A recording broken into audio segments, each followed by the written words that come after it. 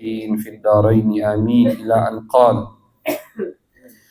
في كتابه فقه السيرة إذن رسول الله صلى الله عليه وسلم لأصحابه بالهجرة إلى المدينة. قال ابن سعد في طبقاته يروى عن عائشة رضي الله عنها لما صدر 70 من عند رسول الله صلى الله عليه وسلم طابت نفسه فقد جعل الله له منعة وقوما أهل حرب وعدة ونجدة وجعل البلاء يشتد على المسلمين من المشركين ما يعلمون من الخروج فضيقوا على أصحابه وتعبثوا بهم ونالوا ما لم يكونوا ينالون من الشتم والأذى فشكى ذلك أصحاب رسول الله صلى الله عليه وسلم واستأذنوه في الهجرة فقال قد أخبرت بدار هجرتكم وهي يثرب فمن أراد الخروج فليخرج إليها فجعل القوم يتجهزون ويتوافقون ويتواصون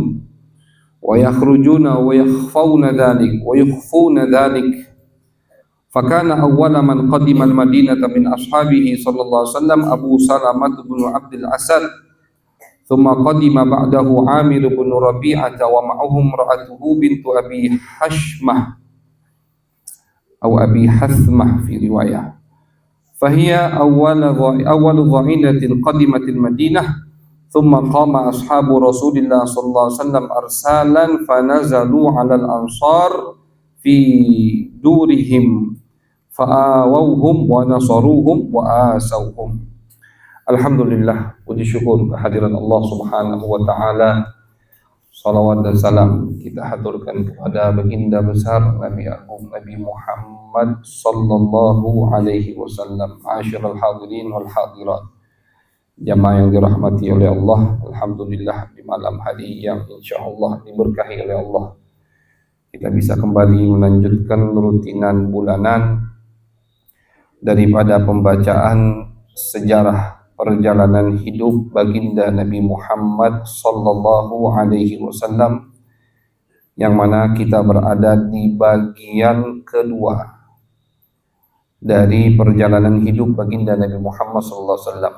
Yang sering kita ulangi bahwasanya sejarah Nabi, perjalanan hidup Nabi kalau mau dibagi itu jadi 4 bagian.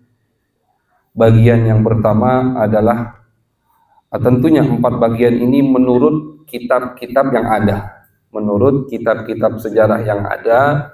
Itu kalau kita ringkas atau kita kumpulkan jadi 4 bagian. Bagian yang pertama yaitu adalah sebelum lahirnya baginda Nabi Muhammad SAW. Di situ sama ulama udah disebutkan apa-apa yang terjadi, tentunya yang ada kaitannya dengan baginda Nabi Muhammad sallallahu alaihi wasallam. Kemudian bagian yang kedua yang terjadi setelah lahirnya Nabi sampai Nabi Muhammad SAW dilantik oleh Allah. Itu bagian yang kedua. Setelah Nabi lahir sampai beliau dilantik oleh Allah Subhanahu wa taala. Semua di situ disebutkan sama ulama. Tahun pertama dari umur Nabi Muhammad, ketika umur Nabi 2 tahun, 3 tahun, apa yang terjadi diriwayatkan. Umur Nabi 12 tahun, pergi ke Syam, dan seterusnya. Itu sudah kita ambil, alhamdulillah. Sudah kita dengarkan dari kitab Fiqh Sirah ini. Kemudian bagian yang ketiga, itu adalah bagian setelah Nabi Muhammad SAW diutus sama Allah sampai Nabi hijrah ke kota Madinah 13 tahun. Ketika Nabi berada di Mekah setelah dilantik oleh Allah, Nabi dilantik, diangkat menjadi Nabi, umur beliau 40 tahun. Nanti beliau hijrah umurnya 53 tahun. Artinya 13 tahun Nabi berdakwah di kota Mekah. Ini bagian yang ketiga. Di situ diceritakan bagaimana Nabi menerima wahyu, siapa yang pertama kali masuk Islam, bagaimana Nabi menerima gangguan dari orang-orang Mekah, siapa saja yang membela Nabi Muhammad SAW, Isra Mi'raj, itu semua di bagian ketiga. Dari bagian dilantiknya Nabi sampai hijrah ke kota Madinah. Bagian keempat, yaitu bagian yang terakhir, dari hijrahnya Nabi sampai wafatnya Nabi Muhammad sallallahu alaihi wasallam. Jadi sejarah itu atau sirah kalau kita bagi cuma 4 bagian itu. Kita baca bagian pertama udah kita kuasai, bagian kedua, bagian ketiga, bagian keempat insyaallah berarti kurang lebih kita sudah mengetahui kurang lebih garis besar dari perjalanan hidup baginda Nabi Muhammad sallallahu alaihi wasallam. Al-muhib ma yashba min ma'rifati habibi. Orang yang cinta itu nggak ada bosan-bosannya, nggak ada kenyang-kenyangnya untuk mengetahui hal-hal yang berkaitan dengan yang orang dia cintai. Kita kalau cinta sama Nabi nggak cukup dengan ringkasan sejarah. Kita kalau cinta sama Nabi, kita mau tahu semua secara detail, secara tafsil apa yang berkaitan dengan Nabi Muhammad SAW. Karena yang berkaitan dengan Nabi itu ada kaitannya dengan kita. Semua yang berkaitan dengan Nabi ada kaitannya dengan kita. Bahkan ulama mengatakan tidak sempurna pemahaman orang ketika ingin memahami syariat tanpa mengetahui perjalanan hidup baginda Nabi Muhammad SAW. Apal Quran, apal hadis, nahunya luar biasa misalkan, usul fikihnya luar biasa, ilmu hadisnya luar biasa. Tapi pengetahuannya tentang Nabi minim, kosong, itu kurang sempurna itu orang. Kurang sempurna dalam memahami apa yang udah dia hafal. Mau memahami Quran harus tahu sejarah Nabi Muhammad. Mau memahami hadis Nabi harus tahu sejarah Nabi Muhammad. Bahkan ketika kita mau memahami Al-Quran, termasuk syarat orang jadi mufassir, ahli tafsir, harus tahu asbabun nuzul. Ini ayat turun kenapa? Apa penyebab ayat ini turun? Mau memahami hadis, harus tahu namanya asbabul wurud. Asbabul wurud itu ini hadis, kenapa Nabi ucapkan? Ada cerita apa? Siapa yang bertanya? Siapa yang berbuat salah? Misalkan bagaimana ceritanya? Harus tahu. Jadi otomatis ketika orang ingin mengetahui sejarah baginda Nabi Muhammad SAW, itu otomatis ingin memahami Al-Quran atau ingin memahami hadis, otomatis dia harus tahu, harus baca sejarah baginda Nabi Muhammad SAW.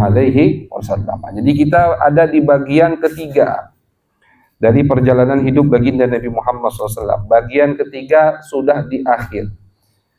Kapan itu? Di tahun 13 setelah Nabi Muhammad diutus oleh Allah.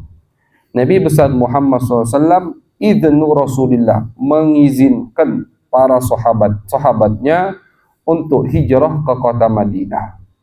Di tahun 13 setelah Nabi Muhammad diutus oleh Allah. Udah tahun terakhir ini. Nabi izinkan sahabat untuk hijrah ke kota Madinah. Karena 2 tahun sebelumnya berturut-turut itu datang utusan dari kota Madinah membaiat Nabi besar Muhammad SAW di musim haji. Ya. Cerita yang kemarin kan di musim haji. Mereka datang tanpa disengaja ketemu dengan Nabi, masuk Islam.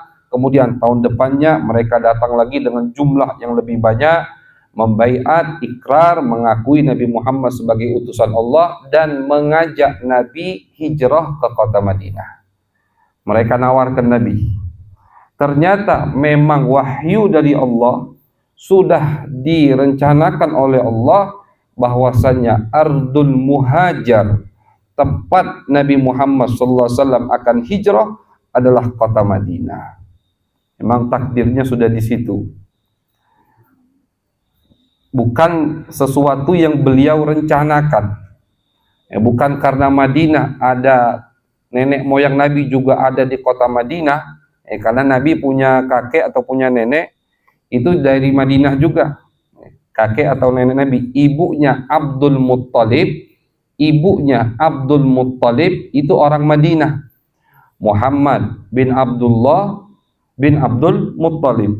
Abdul Muttalib itu kakeknya Nabi Muhammad SAW. Kakeknya Nabi ini Abdul Muttalib, ibunya orang Madinah. Jadi Nabi punya keluarga di kota Madinah. Bukan karena Nabi punya keluarga, tapi memang karena kota Madinah sudah disiapkan sama Allah sebagai tempat hijrahnya baginda Nabi Muhammad sallallahu alaihi wasallam. Nabi izinkan sahabat untuk hijrah ke kota Madinah. Kenapa Nabi izinkan sahabat? Karena pada saat itu gangguan yang diterima oleh sahabat, teror yang diterima oleh sahabat-sahabat Nabi Muhammad makin mengganas, makin luar biasa. Ketika Abu Jahal dan teman-temannya mengetahui bahwasannya Nabi Muhammad SAW didukung oleh orang Madinah, bahwasannya Nabi Muhammad SAW punya pengikut dari kota Madinah, itu kan kabar pasti sampai ke mereka bahwasanya dari kota Madinah sudah ada yang masuk Islam, sudah ada yang siap membela Nabi besar Muhammad SAW. Orang-orang Mekah ketakutan. Kenapa ketakutan? Karena orang Madinah itu sama seperti orang Mekah. Dari segi kedudukan mereka, nasab mereka sama-sama mulia. Mereka juga ahli dalam perang. Cuman bedanya orang Mekah punya Ka'bah, Madinah tidak punya Ka'bah. Jadi memang siapa yang pengen kuat di Jazirah Arab itu harus menguasai Mekah. Menguasai Mekah, menguasai Ka'bah. Kalahnya orang Madinah karena bukan mereka yang tinggal di Mekah. Tapi kalau dari segi nasab, mereka sama-sama memiliki nasab yang mulia. Dari segi kekayaan, sama-sama kaya. Dari segi kedermawanan, sama-sama dermawan. Ahli perang semua. Makanya mereka takut, mereka mulai gelisah ketika yang membela Nabi Muhammad SAW adalah penduduk kota Madinah. Dan ini pilihan dari Allah Subhanahu wa Ta'ala. Dalam hadis Nabi Muhammad SAW mengatakan bahwasanya Allah Subhanahu wa Ta'ala ketika ingin menentukan siapa yang jadi sahabatku, Allah lihat semua hati orang yang ada di dunia ini. Allah pilih hati-hati yang paling baik, yang paling bersih, yang paling lunak. Dipilihlah kata Nabi Muhammad SAW, sahabat-sahabatku itu kalian. Pilihan dari Allah Subhanahu wa Ta'ala. Orang Mekah ketika mendengar Nabi punya penduduk punya pendukung dari penduduk kota Madinah, makin jadi mereka mengganggu Nabi besar Muhammad SAW, dan makin jadi mereka menyiksa sahabat-sahabat baginda Nabi Muhammad SAW.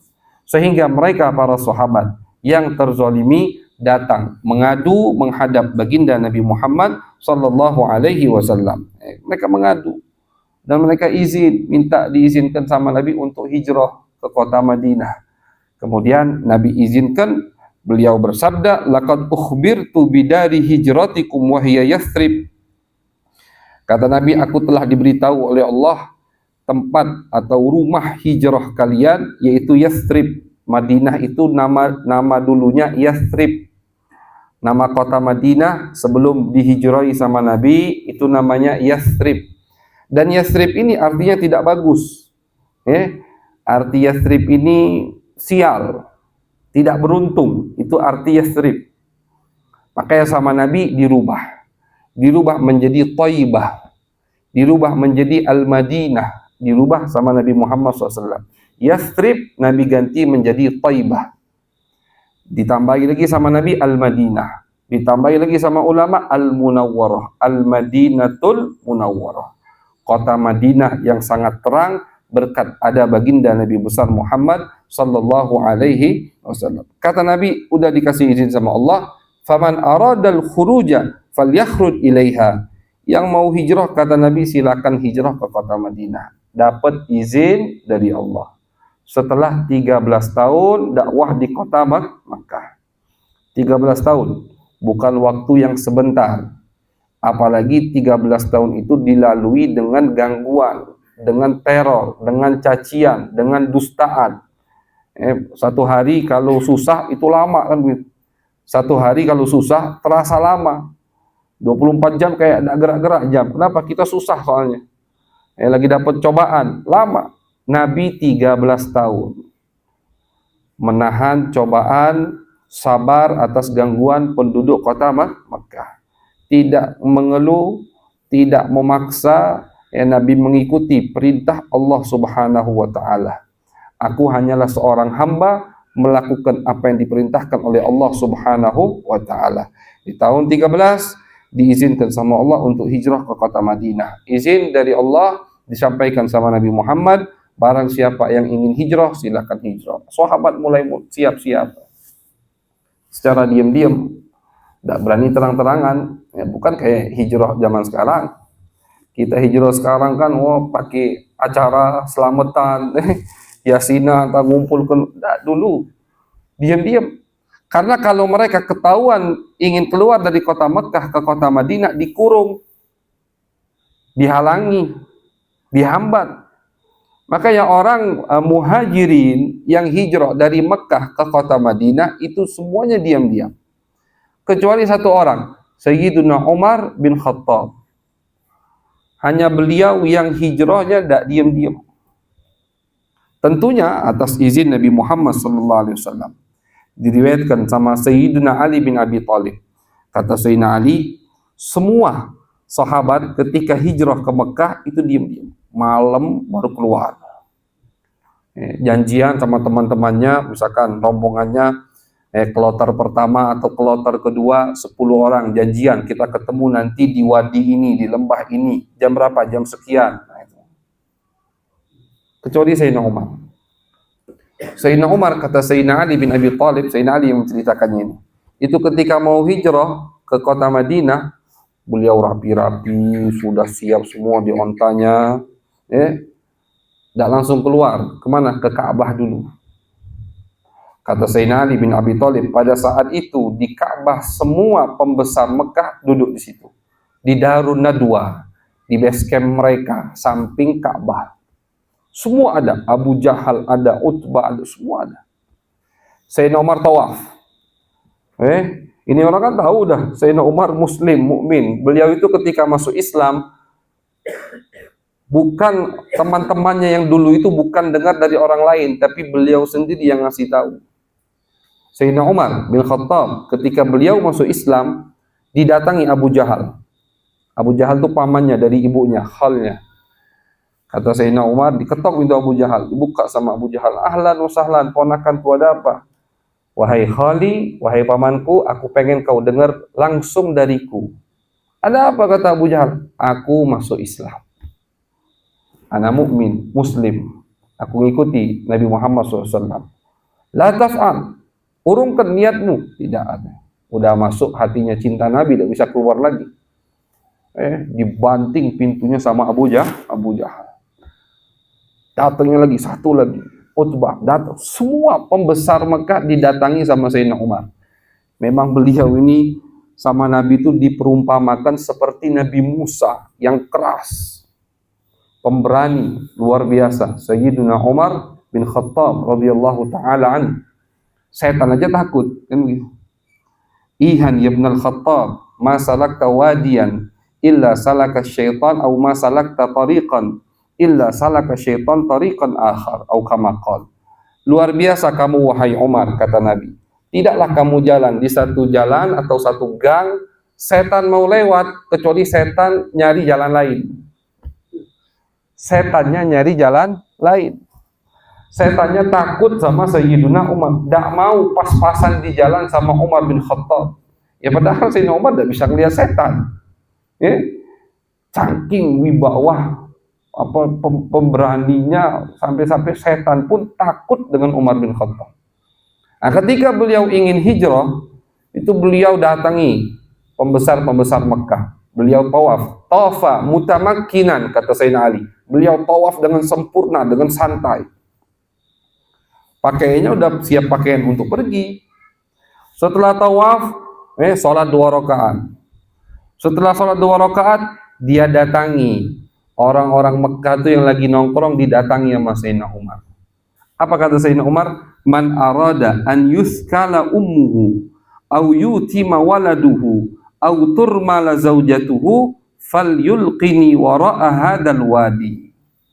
Kata Sayyidina Umar, yang mau ibunya kehilangan anak, yang mau anaknya jadi yatim, yang mau istrinya jadi janda, maka temui aku di pintu gerbang Mekah. Aku mau hijrah.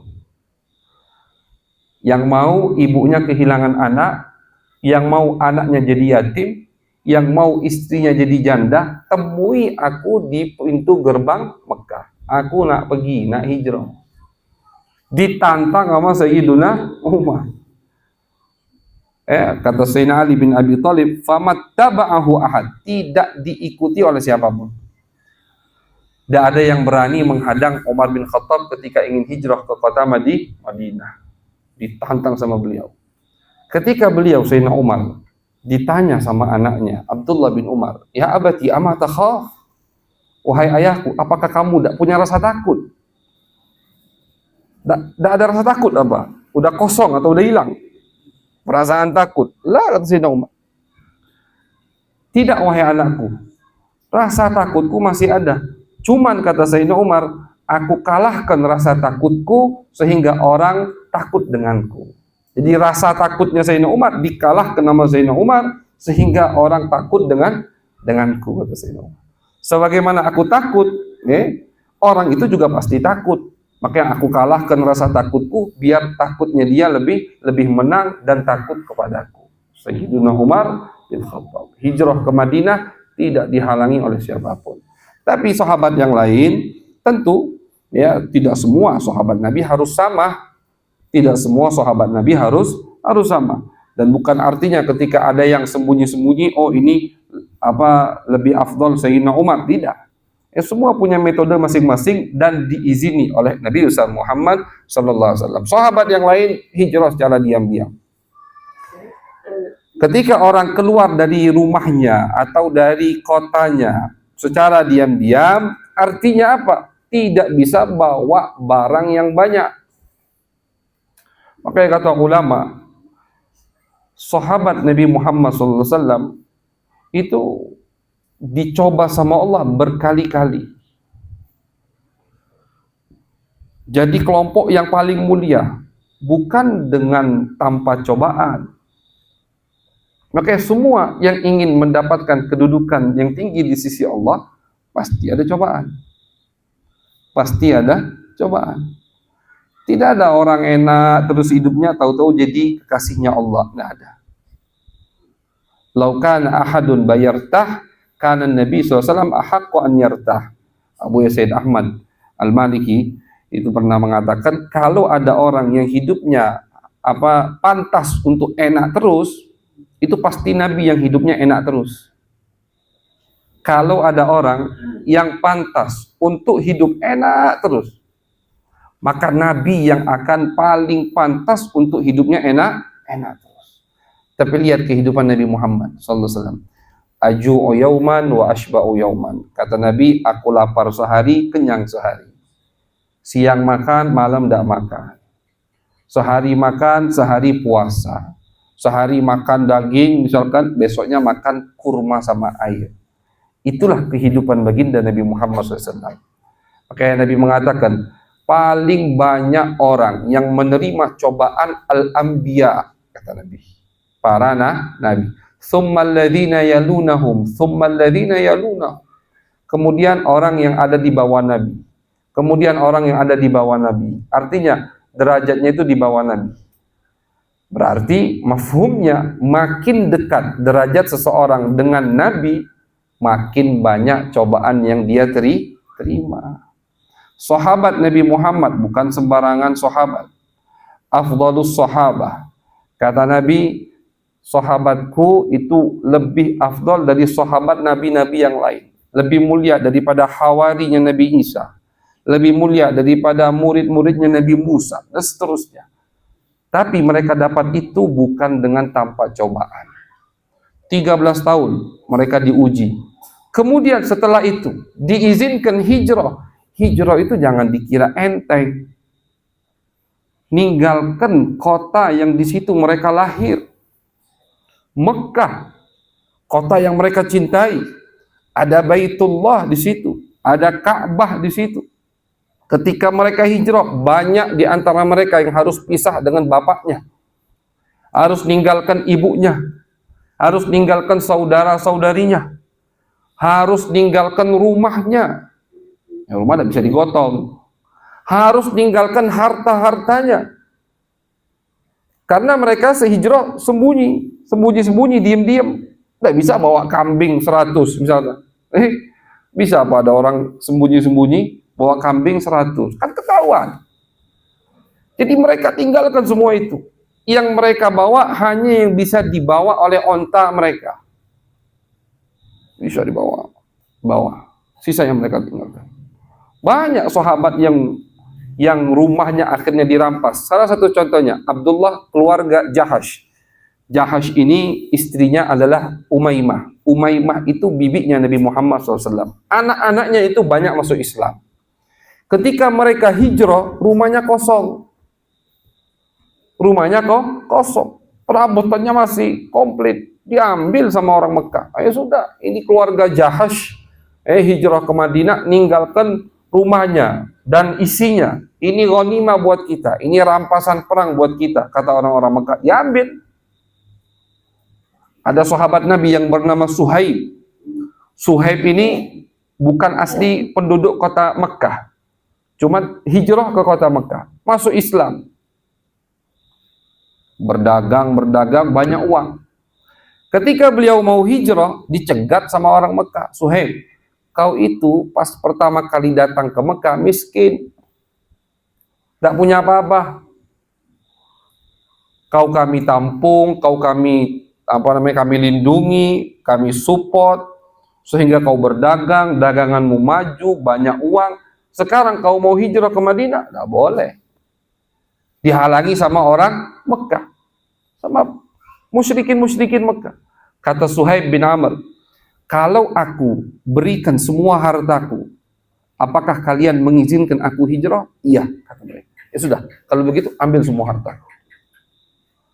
Ambil semua hartaku, yang penting aku bisa hijrah, menjaga agamaku, dan bisa hidup kelak bersama Nabi Muhammad sallallahu alaihi wasallam. Beliau berikan semua hartanya.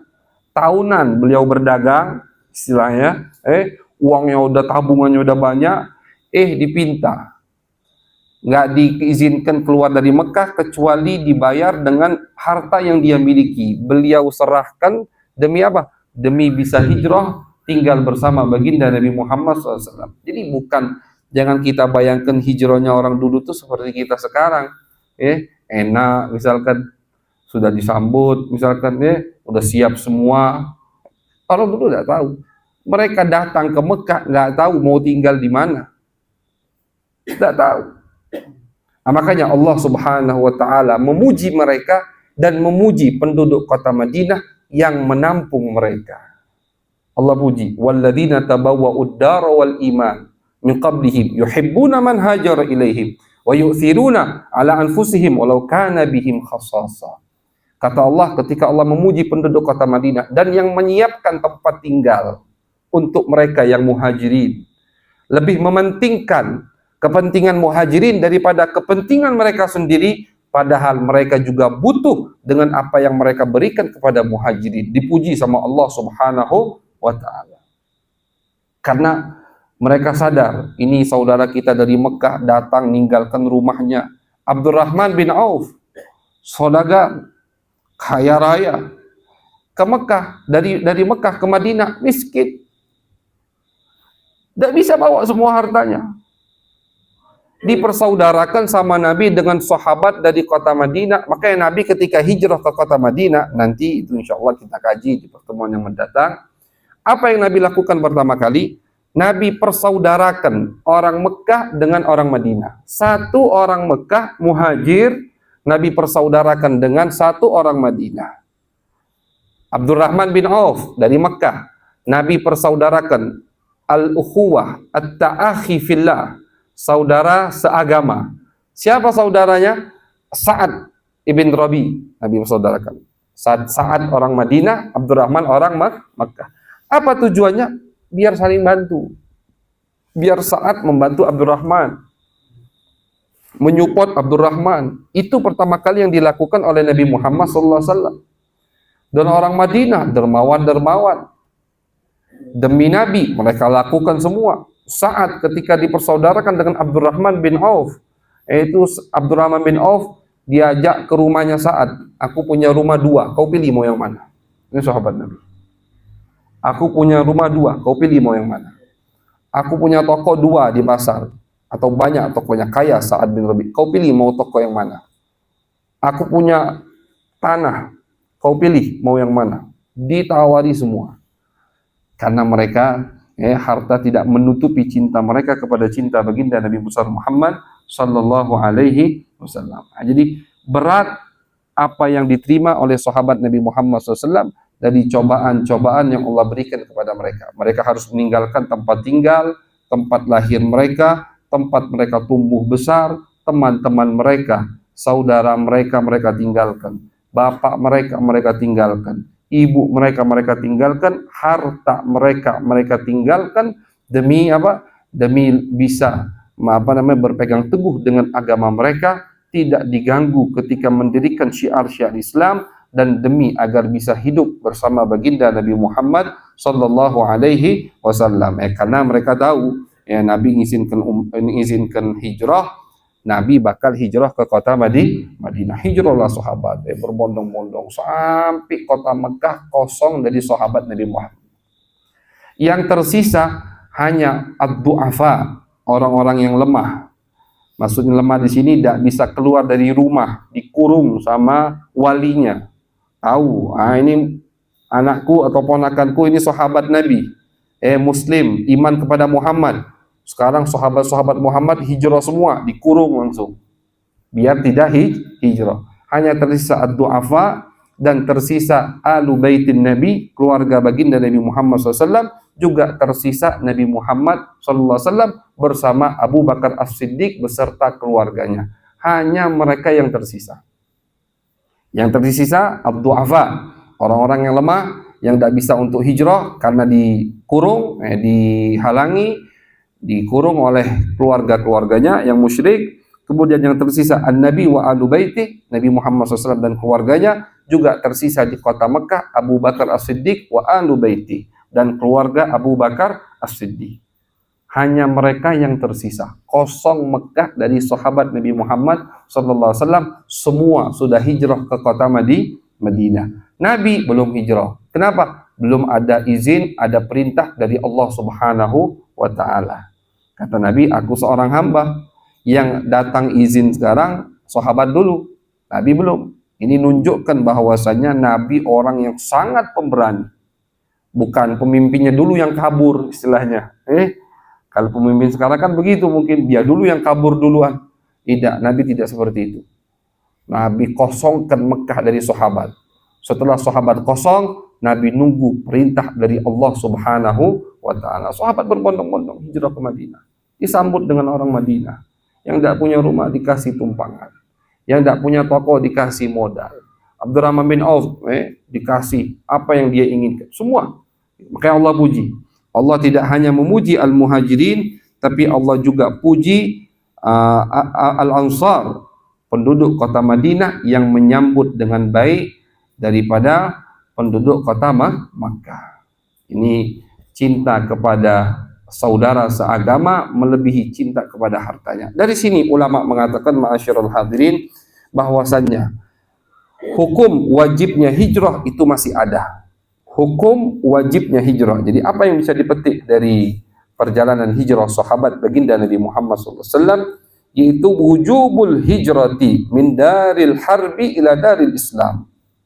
Al-Imam Al-Buti, pengarang kitab ini, mengatakan bisa dipetik dari cerita ini bahwasannya wajib hijrah dari daril harbi. Daril harbi itu artinya dari tempat tinggal yang di situ mayoritas orang-orang kafir. Susah untuk menegakkan syiar Islam.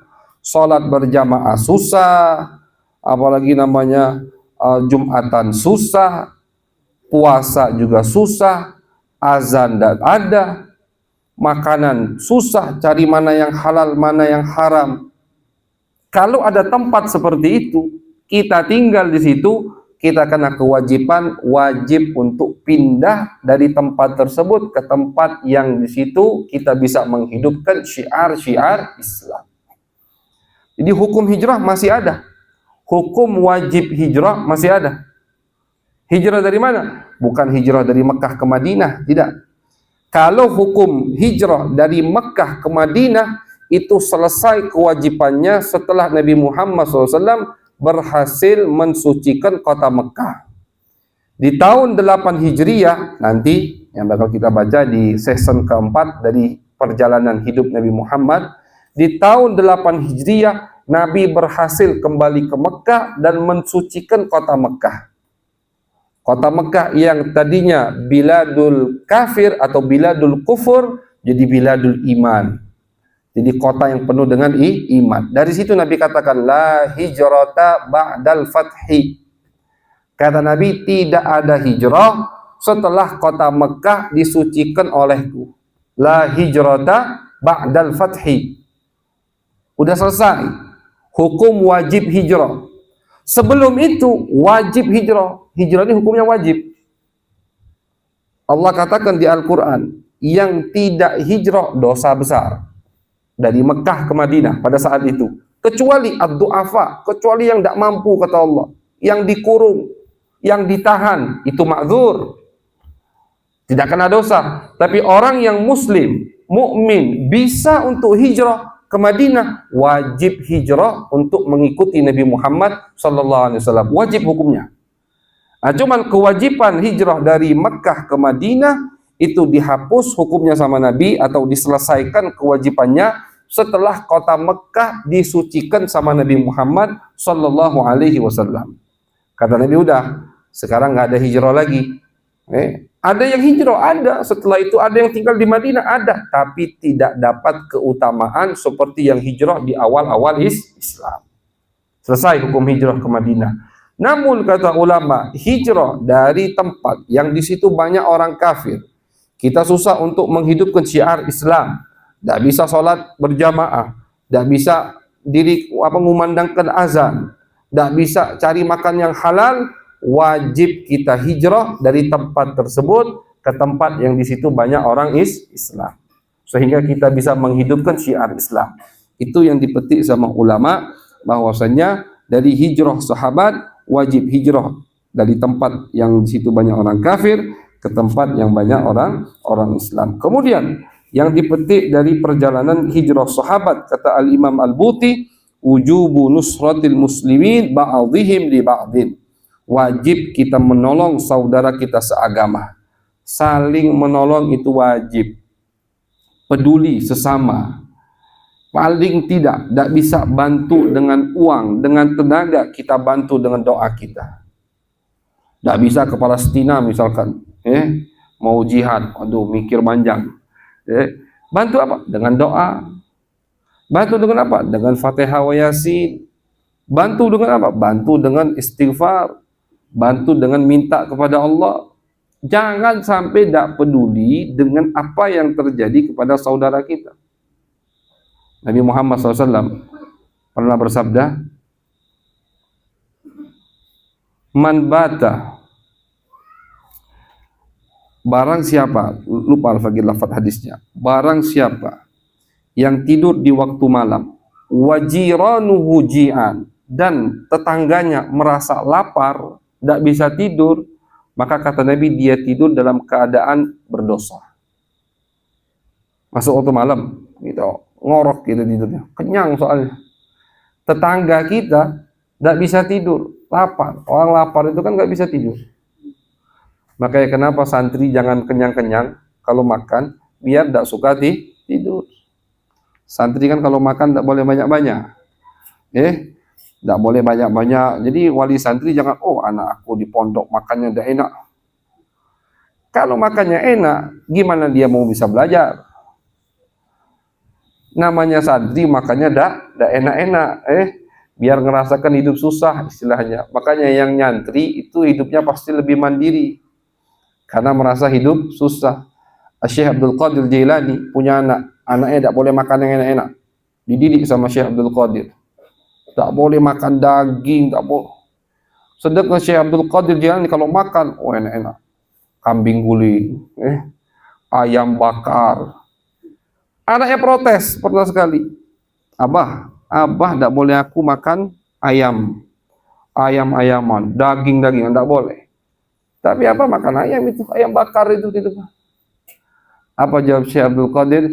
Ya dajajah kumi biiznillah. Wahai ayam, hidup dengan izin Allah.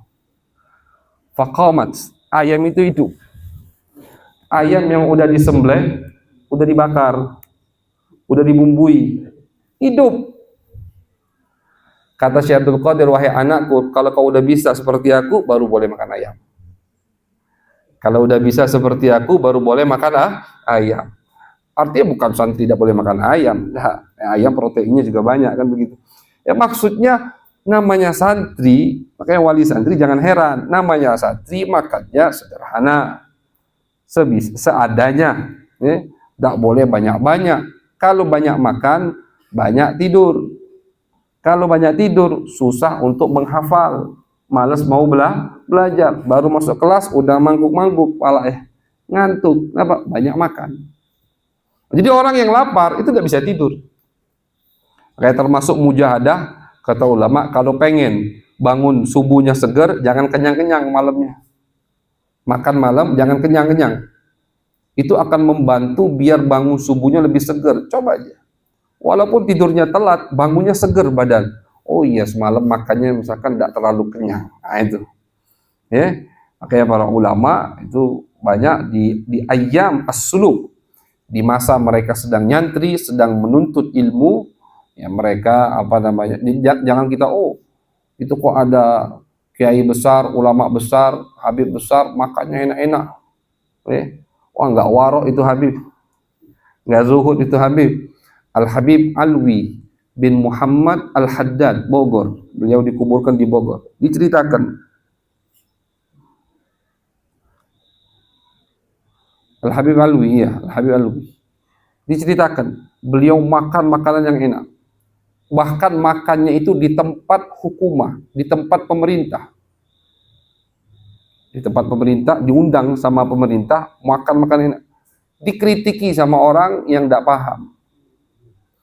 Kata Habib Alwi ini keramat para wali ya. Yang percaya alhamdulillah, yang tidak percaya ya sudah, kan gitu.